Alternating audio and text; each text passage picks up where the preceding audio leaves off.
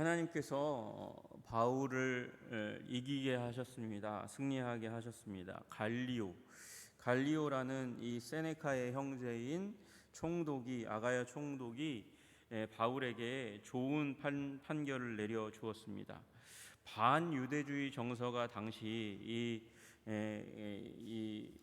로마 가운데 가득하게 되어서 글라우디오 때에 황제가 이미 유대인들을 로마에서 쫓아냈잖아요. 그리스도인으로 인해서 이제 유대인들이 시끄럽게 했어요. 그리스도인들을 핍박하고 어렵게 하니까 이제 시끄러운 거 사람들이 싫어하잖아요. 그러니까 다 나가 그렇게 했지만 로마의 정치 지도자들 사이에서는 해도 너무한다. 누구에 대해서? 아마 유대교에 대해서 그렇게 생각하고 있는 정서가 좀 강화된 것 같습니다. 그래서 이제 우리 나와 있는 대로 갈리오 총독이 유대인들에게 불리한 판결을 하게 된 것 같습니다. 반유대주의가 발동해서 이제 재판하기를 거부했어요. 거부해서 내보냈더니 소스데네를, 그러니까 회당장을 잡아서 재판 자리 앞에서 때렸는데 갈리오가 상관하지 않습니다. 마치 갈리오가 직무태만한 것처럼 보이지만 직무태만이 아니고 소스데네에게 가해진 폭력 행위를 본체 만취함으로 말미암아서, 그래서 이제 어떻게 보면 기독교에 대해서 유리한 태도를 로마 한 정부의 이 총독이 가지고 있다, 이렇게 보여지게 된 것이죠. 그러니까 사람들은 무엇보다도 이 재판에 있어서는 판례가 중요하잖아요. 그러니까 중요한 판례를 만들어낸 거예요. 세네카의 형제인 아주 지혜로운 갈리오라는 사람이 이렇게 판결했다는 얘기, 재판을 거부한 것도 하나의 판례죠. 그래서 그 일로 말미암아서 이제 복음의 장래를 이제 가리우는 아문이 하나가 사라지게 되었습니다. 기각으로 말미암아서 이제 복음이 조금은 자유롭게, 이제 유대인의 공격으로부터 자유롭게 복음이 전파될 수 있는 그런 길이 열렸습니다. 그러면 이제 이 고린도에서의 다른 사람들에서의 복음 전도도 약간 자유로워지겠죠. 그러니까 바울이 여러 날 머물다가 이제 이 고린도를 떠나야 될 때가 되었구나, 그렇게 마음을 먹고 형제들과 작별합니다. 배 타고 수리아로 떠나려고 이제 합니다. 그리고 그 일을 수습하는 가운데서 이 고린도에 같이 있었던 브리스길라와 아굴라도 바울과 함께 그러면 같이 가자고 이야기합니다. 여러분, 이 여행은 이제 긴 여행이 될 것입니다. 어디까지 가게 될 것이냐면 바울은 안디옥까지 가게 될 거거든요. 안디옥까지 간다는 것은 이제 2차 선교 여행의 막바지 가운데 이제 들어가게 되었다는 것을 의미합니다. 이제 2차 선교 여행이 마치고 브리스길라와 아굴라 같이 천막을 만드는 사람들이지만 이제 바울이 복음 전도하는 일에 굉장히 열심을 가지고 있는, 그리고 이 텐트는 어떻게 만들면 집을 만드는 거니까 수익이 보장되는 일인데, 바울의 복음 전도 사역을 위해서 자신들이 더 열심히 섬기고 바울의 선교 사역을 보조하겠다고 한 브리스길라와 아굴라가 함께 붙어 있었다는 것은 경제적인, 사역적인 보조를 하겠다고 그렇게 결정한 사람들이 옆에 있는 거죠. 그래서 여러분, 사도 바울이 자유롭게 더 힘있게 물질에 매이지 않고 복음 전할 수 있는 그런 선교 체제의 구축이 이루어진 그 가운데 이제 이 고린도를 떠나게 됩니다. 떠나기 전에 바울이 한 가지 일을 합니다. 일찍이 서원이 있었으므로 겐그레아에서 머리를 깎았더라, 그렇게 이야기하고 있습니다. 여기 고린도라는 도시가 큽니다. 그런데 동쪽 끝에 있는 도시가 겐그레아입니다. 그러니까 그 겐그레아에서 항구에서 이제 2차 선교 여행을 마치는 그 길목 가운데서 이제 머리를 깎는 일을 하게 됩니다. 그때 머리를 깎는 일이 그냥 하는 것이 아니라 서원이 있었기 때문에 했다, 그렇게 말씀하고 계세요. 여러분, 이 서원은 나실인 서원으로 보입니다. 그러니까 일정 기간 동안은 술도 마시지 않고 포도주도 마시지 않고 머리도 깎지 않는 그런 일을 하게 되는 것이죠.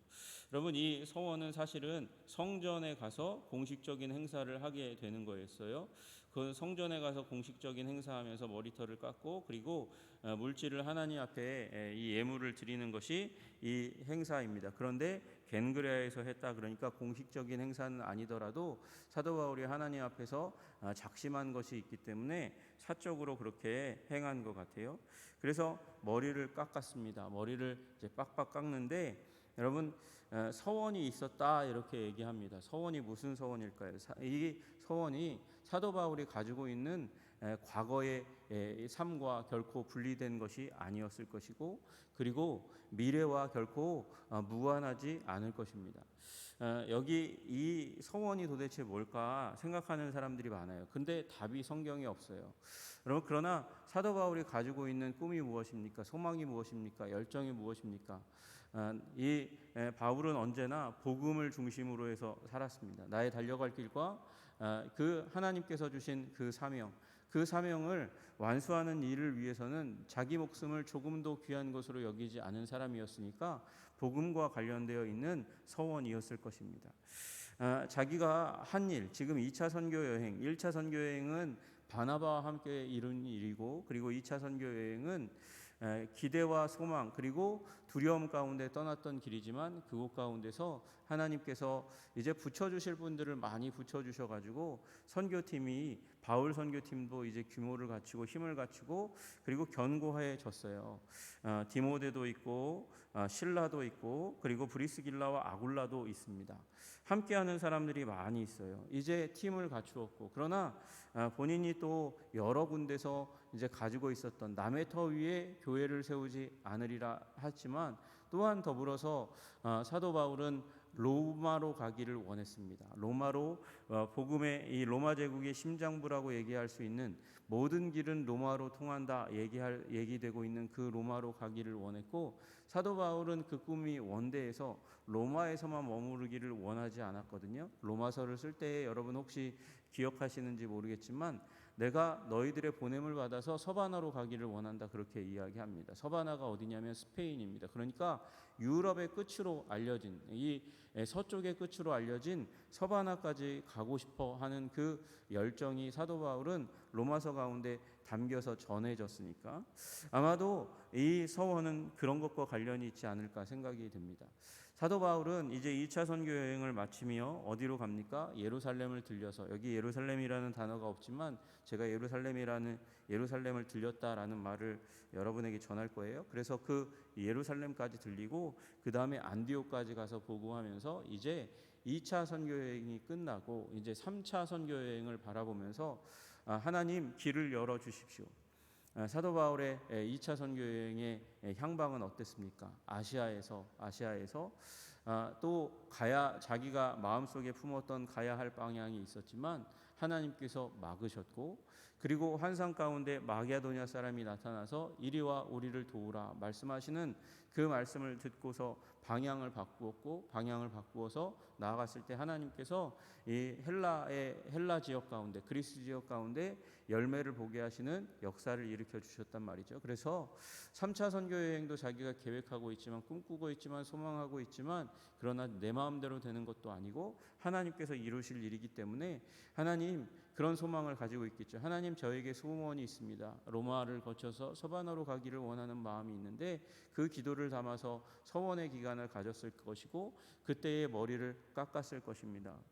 깎으면서 하나님, 저는 이런 계획을 가지고 있지만 주님께서는 또 주님의 계획이 있을 줄 압니다. 주님 도와주셔서 제가, 하나님이 허락하시면 제가 계획한 길을 가게 하시고, 주님께서 또 원하시는 길이 있으면 제가 가고자 하는 그 길의 향방을 알려주셔서 주님 도와주셔서 가야 할 길을 가게 해주십시오. 그렇게 기도했을 것이고요. 그리고 그 여정 가운데 한 도시를 들리게 됩니다. 이제 겐그라에서 머리를 깎고 이동해서 에베소로 들어갔습니다. 에베소에서도 사도 바울은 하던 대로 그대로 합니다. 하던 대로 회당에 가가지고 유대인과 변론했다 그렇게 얘기하고 있습니다. 그들을 거기 머물게 하고, 그러니까 선교단 중에 공식적으로 지금 나타나 있는 사람은 브리스길라와 아굴라가 이제 명단에 나와 있으니까 그들을 에베소에 와서 거기 머물게 하고, 에베소 회당까지는 들어오게 하지 않았던 것 같아요. 그래서 단신으로 회당에 들어가서 유대인과 변론하였고, 그 변론이 있었다는 말은 말로 싸웠다는 것이잖아요. 그러니까 반대하는 유대인이 여기도 있는데 지금 고린도에서 있었던 일 때문에 함부로 바울에 대해서 이제 고소하거나 소송을 일으키지는 못합니다. 그런 가운데 있습니다. 그리고 그 가운데서 또 믿음을 가지고 있는 사람들이 바울에게 어떻게 청하느냐? 여러 사람이 더 오래 있기를 청하되, 더 오래 계시면서 예수 그리스도와 하나님 나라에 대해서, 말씀에 대해서, 복음에 대해서 더 가르쳐 주십시오. 더 오래 있기를 청하되 허락하지 아니하고. 아니 이거 좋은 일 아닙니까? 말씀 전하는 사람이 듣고자 하는 사람이 있으면 말씀을 전해야죠. 그런데 사도 바울이 허락하지 아니했다는 거예요. 이 이유에 대해서는 여러 가지가 있지만 사도 바울이 지금 절기 가운데 처해 있기 때문에 예루살렘에 꼭 올라가야 할 계획을 세우고 있어서, 그래서 작별하여 이르되 만일 하나님의 뜻이면 너희에게 돌아오리라. 내가 오겠다, 다시 오겠다. 그 마음을 가지고 전하고, 그리고 이 발걸음이 떨어지지 않는데 에베소를 떠나갑니다. 왜요? 어디에 가려고요? 예루살렘에 가려고요. 왜요? 절기에 처해 있기 때문에, 유월절 절기에 올라가서 그곳 가운데 해야 할 일을 하기 때문에 그래서 올라간 것 같아요. 그래서 유월절 절기를 지킨 것 같습니다. 그래서 올라갔다. 작별하여 이르되 만일 하나님의 뜻이면 너희에게 돌아오리라 하고, 여러분 우리에게는 시기가 있어요. 기회가 있어요. 기회와 시기를 잃으면 그 기회와 시기를 다시 찾으려면 너무도 어려운 거죠. 힘든 거죠. 기회는 그렇게 잡기 어려운 것이고 정한 때는 놓치면 그것을 다시 돌이키기가 어렵습니다. 그래서 이제 사도 바울이 에베소에 그 이후에는 다시 3차 선교 여행 가운데서 에베소에서 장기간 머무르면서 말씀을 전하게 되는데, 떠나야 할 때니까 사도 바울이 미련 없이 떠납니다. 배를 타고 에베소를 떠났다, 그렇게 이야기합니다. 여러분, 우리 떠나야 될 때는 떠날 줄 아시는 여러분 되시기를 주님의 이름으로 축복합니다. 하나님이 정하신 마음에 이 결심이 있다면 다음에 또 기회가 있는 거예요. 거기에 오래 머무르시면 안 돼요. 하나님께서 주실 기회를 바라보고, 오늘은 하나님이 말씀하시는 대로, 아니 여기 하나님이 지금 들을 사람이 있는데 여기 하나님의 뜻이 있는데 여기 있어야 되지 않아요? 지금 여기 있어야 될 것 같은데요. 그러나 하나님께서 먼저 말씀하신 게 있으면 미련 없이 가는 거예요. 미련 없이 떠나가서 거기에서 말씀을 전하며 하나님의 뜻을 또 펼치는 일이 일어나게 되겠고, 다음에 또 기회가 있으면 기회가 있는 것이죠. 그렇게 사도 바울이 에베소를 떠나갑니다. 가이사랴에 상륙했어요. 가이사랴 하면 생각나는 게 뭐예요? 가이사랴 빌립보. 예수님이 이제 그 제자들을 데리고 갔다가 거기에서 너희는 나를 누구라 하느냐 그렇게 물었던 곳이 빌립보가 바로 가이사랴의 한 지역입니다. 그러니까 이제 이 예루살렘에서 약간 북부에 있는 그 지역의 항구에 이제 상륙했습니다. 그리고 나서 거기에서 올라갔다 그렇게 얘기했습니다. 상륙하여 올라가 이렇게 되어 있습니다. 여러분, 올라갔다는 말은 예루살렘에 갔다는 말입니다. 왜 그렇게 얘기할 수 있냐면, 우리 다 이제 성경 지리를 아시는 분은 아시겠지만 예루살렘이 이제 평지에서 낮은 곳에서 올라가는 지형으로 되어 있어요. 그래서 올라갔다라는 말을 쓰면 예루살렘이라는 말을 쓰지 않아도 예루살렘에 갔구나 그렇게 이야기하는 거예요. 그리고 내려갔다 그렇게 하면 예루살렘에서 어느 방향으로 갔구나, 어느 다른 곳으로 갔구나 그렇게 사람들이 생각하는 거예요. 그래서 시온은, 예루살렘은 가장 높은 곳, 이스라엘에 있어서 가장 높은 곳에 있었고, 그리고 가이사랴도 그 권역 가운데 있는 것이죠. 그러니까 유대와 이제 사마리아와 그리고 갈릴리 지역 그 위편에 있는 가이사랴에 갔다가 거기에서 예루살렘을 향한 여행을 시작해서 거기서 예루살렘에 올라가서 교회의 안부를 물은 후, 교회의 들의 안부, 그러니까 예루살렘 교회의 안부를 물은 후에 안디옥으로 내려갔다 이렇게 이야기하고 있습니다. 그래서 이 성경학자들은 사도 바울이 예루살렘 교회에 올라가서 거기서 교제하고, 예루살렘 교회는 그냥 이제는 물론 여러 가지 핍박이 있고 어려움이 있어서 많은 이들이 흩어져 나아갔지만 여기에 돌볼 사람들이 있어요. 누굽니까? 이제 나이든 과부들이 이 예루살렘 교회에 모여서 인생의 마지막 주님 배울 날을 바라보면서 성전 주위에서 신앙생활하는 디아스포라 유대인 과부들이 많이 있잖아요. 과부들은 경제적인 활동을 하기 어려운 사람들이죠. 그래서 사도 바울은 이곳에 올라가서 예루살렘 교회와 무슨 논의를 했냐면, 이제 본인이 했던 일이 무엇입니까? 본인이 했던 일이 선교 지역에 가서 말씀을 전하는 것이지만, 그 선교 지역이 대부분 이제 큰 무역 도시 중심으로 사도 바울이 많이 다녔기 때문에 그곳에는 부유한 상인들이 많고, 그래서 그들 가운데 물질을 이제 구제 헌금을 받아서 예루살렘 교회에 공급할 것에 대한 논의도 이제 사도들과 교회 지도자들과 함께 하였을 것이다, 그렇게 이야기합니다. 그리고 나서 안디옥으로 내려갑니다. 안디옥에 내려갔다는 말은 이제 2차 선교 사역이 마무리 지어졌다는 것입니다. 안디옥에 가서 사도 바울이 한 일이 무엇이었을까요? 2차 선교 여행 가운데 하나님께서 이루신 일에 대해서 전하는 것이죠. 하나님께서 고린도 가운데서 또 아덴에서 주님께서 하셨던 일들을 말씀하십니다. 빌립보에서 하셨던 일들을 말씀합니다. 그리고 얼마 기간이 지난 다음에 아주 자연스럽게 갈라디아와 부르기아 땅을 차례로 다니며 모든 제자를 굳건하게 하니라. 아주 심심하게 누가는 그렇게 이제 이 안디옥 교회를 떠나서 갈라디아와 부르기아 땅으로 갔다, 이렇게 이야기하고 있습니다. 이 말에 23절 딱 말씀 시작에 이제 3차 선교 여행이 시작된 거예요. 여러분, 기독교 사역은 아주 티가 나지 않는 것처럼 세상이 주목하지 않는 그런 일처럼 보입니다. 여러분, 세상에 기업을 세우는 일이 얼마나 멋있습니까? 행사도 멋있게 하고 이제 이 나라를 대표하는, 지역사회를 대표하는 사람들도 왔다 갔다 하면서, 그래서 그 행사들을 빛내고 그 시작을 빛내고 그 권세와 물질이 흘러가는 그 자리 가운데서 박수를 쳐주고 높여주는 일을 합니다. 그런데 사도 바울은 2차 선교 여행이 끝났는데 아주 심심하게 끝나요. 그리고 3차 선교 여행이 시작되는데 아주 심심하게 시작해요. 여러분, 그러나 기억하십시오. 하나님은 주목하시는 줄로 믿으시기를 주님의 이름으로 축복합니다. 아주 평범한 것 같은 삶입니다. 사도 바울이 그냥 여러 도시를 지나서 이 예루살렘에 올라갔고, 그리고 안디옥에 갔습니다. 그리고 선교 보고합니다. 그리고 이제 다시 3차 선교 여행을 떠납니다. 거기에는 세상의 박수도 없습니다. 주목도 없습니다. 사람들의 크나큰 팡파레도 없고, 그리고 환호성도 없습니다. 그러나 하나님은 주목하시는 줄로 믿으시기를 주님의 이름으로 축복합니다. 여러분, 그곳 가운데 무엇이 있어야 됩니까? 진짜 있어야 될 것은 세상의 박수도 아니고 세상의 환호도 아닙니다.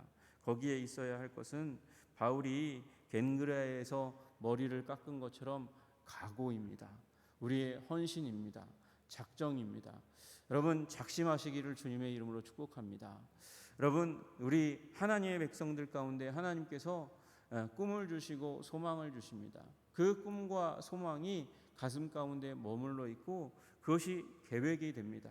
그 계획이 우리의 삶이 되고 그 삶 가운데 함께 하시는 하나님께서 우리의 마음 가운데 주셨던 꿈, 다른 말로 하면 그 사명을 이루어 주시는 줄로 믿으시기를 주님의 이름으로 축복합니다. 그리고 가장 고귀한 인생은 박수 많이 받은 인생도 아니고, 리무진을 타고 다니는 인생도 아니고, 초특급 화려한 호텔에 머무르는 인생도 아니고, 하나님이 보내신 삶, 그것을 이루는 삶, 다시 얘기해서 사명자의 삶인 줄로 믿으시기를 주님의 이름으로 축복합니다. 여러분, 하나님 나라의 사명자는 세상이 주목하는 것이 아닙니다. 사명자의 삶은 바울처럼 가는 곳마다 회당 가운데 앞에 서서 말씀을 전하는 것이 사명인 사람들도 있습니다. 그러나 오늘 여기 나와 있던 것처럼 브리스길라와 아굴라처럼 자신은 무대에 서지 않아요. 무대에 설 수 없다는, 사도 바울이 있기 때문에 무대에 설 수 있는 존재라는 것도 존재가 아니라는 것도 압니다. 그러나 사도 바울의 생활을 도와주고 그 옆에서 기도하고, 그 다음에 신앙 가운데서 방황하고 어려워하는 사람이 있으면 불러다가 밥 먹이고 그리고 격려하는 역할을 하는 사람이 있을 수 있습니다. 디모데요 2인자죠. 사도 바울이 앞서서 일을 하고 복음을 전하고 그리고 결신자가 나오고 복음에 대해서 관심을 가지는 사람이 있으면 뒤에 남아서 후속 조치하는 사람이요.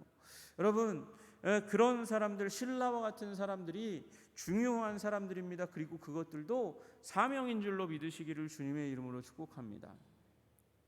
여러분 우리 한국 사회가 가정주부를 이제 직업을 적으라 그러면 가정주부들이 뭐라고 적어요? 무직, 직업이 없다고 그렇게 적어요. 여러분 주부도 직업이에요. 직업인 줄로 믿으시기를 주님의 이름으로 축복합니다. 여러분 가정주부가 직업을 주부라고 적어야지 거기 무직이라고 직업이 없다고 적으면 안 되는 거예요. 그리고 주부만큼 중요한 일이 어디 있습니까? 여러분 가정을 주부가 지키지 않으면 누가 지켜요?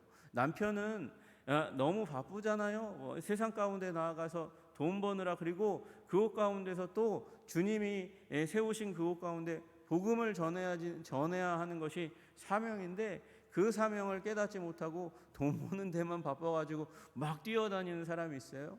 남편이 사명자로 서기 위해서 또 기도해야 되는 게 주부의 일이고 또 그렇게 밖을 뛰어다니면 물론 우리 맞벌이 하느라고 밖에서도 뛰는 우리 주부들이 있지만 우리 아내분들이 있지만 또한 더불어서 가정도 섬겨야 되죠. 이제 또 많이 역할이 바뀌어가지고 이제 일을 나눠서 하자고 주부들도 집안일 하지만 남편들도 집안일 하잖아요. 여러분 이 국가의 기초단위는 무엇입니까? 국가의 기초단위는 가정입니다. 가정을 돌보지 않으면 가정은 망가지고요. 가정이 망가진다는 얘기는 다른 말로 하면 나라가 망가진다는 것을 의미하는 거예요. 여러분 그래서 남편도 아내도 가정을 지켜야 되죠. 그것이 사명인 줄로 믿으시기를 주님의 이름으로 축복합니다. 여러분 가정을 주셨으면 가정을 지키는 게 사명이고 직장을 주셨으면 직장을 지키는 것이 사명이고 그 가정의 자리에서 직장의 자리에서 하나님의 뜻을 이루며 이 온 땅이 모든 분야가 하나님이 만드신 거죠. 물론 그곳 가운데 악한 것이 있어요. 사단이 가라지를 뿌려가지고 악한 일을 도모하는 사단에 속한 일들이 있습니다.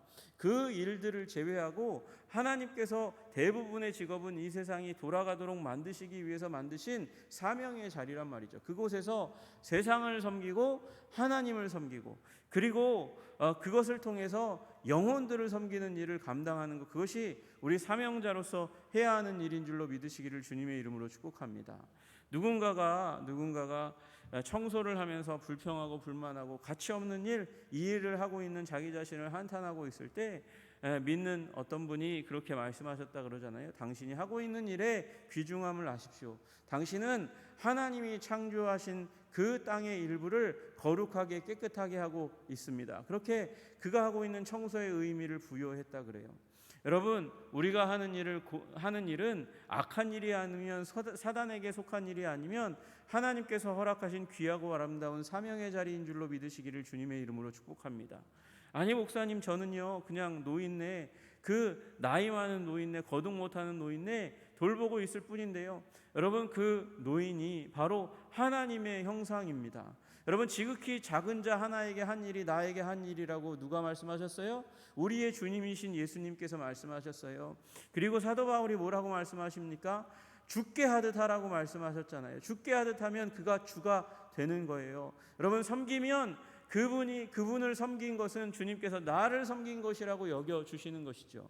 여러분 그러면 어린아이를 섬기는 것도 주를 섬기는 것과 같은 일이고 그리고 직장에서 까탈스럽고 그리고 힘들게 하는 직장의 선후배를 동료를 섬기는 것도 주님을 섬기는 것과 같은 일이 되는 거예요.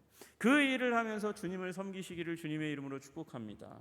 평범한 일, 작은 일, 그러나 주님께서 이 자리에 삶의 자리에 섬긴 그 일을 섬겨 나아가며 사랑을 베풀고 주님께 하듯 하고 그리고 그에게 복음이 없다면 복음을 전하는 일을 하면 여러분이 사명자로서 충성하는 것입니다.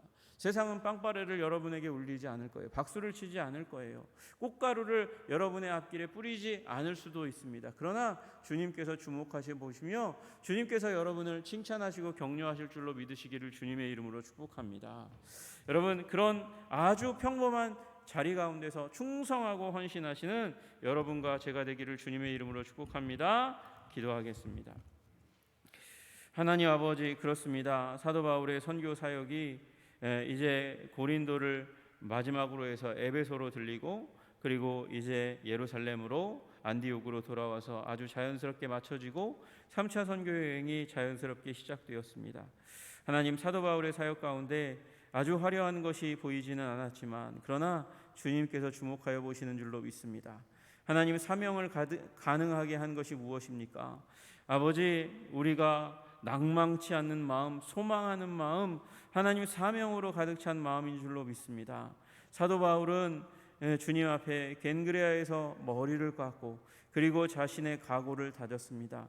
깎은 머리를 가지고 예루살렘에 올라가서 그리고 불태우며 하나님 앞에 그 서원을 드렸을 것입니다. 주님, 우리들도 우리의 삶 가운데 소원이, 열망이, 열정이, 각오가, 결심이 아버지 마르지 않도록 주님 도와주시고 인도하여 주시옵소서. 하나님, 주님께서 그것을 위하여 우리들에게 말씀을 제공하시고 하나님 우리에게 성령 충만을 허락하시는 줄로 믿습니다. 하나님, 성령 충만하게 하시고 말씀 충만하게 하시고 특별히 하나님 내일부터 시작되게 될 아버지 우리 부흥회를 통해서 이 일을 더욱 이루어 주시옵소서. 우리 교회가 사명 중심의 교회가 될 수 있도록 주님 도와주시옵소서. 하나님, 우리 모든 한성의 성도들이, 하나님 우리의 권속들이 하나님 사명자로 거듭나는 아버지 위대한 부흥회가 될 수 있도록 말씀으로 성령으로 충만하게 하여 주시옵소서. 이용남 선교사님을 주님께서 주장하여 주시고 아버지 우리 모든 성도님들 상황과 환경을 열어주셔서 하나님 우리 전에 나와 하나님 말씀을 귀 기울여 듣고 아버지 사명자로 거듭나게 되는 귀하고 아름다운 일들이 우리 가운데 일어날 수 있도록 주님 우리를 붙들어 주시고 인도하여 주시옵소서. 주께서 우리를 그렇게 역사하실 줄로 믿고 감사드리며 우리 주 예수 그리스도 이름 받들어 기도드리옵나이다. 아멘.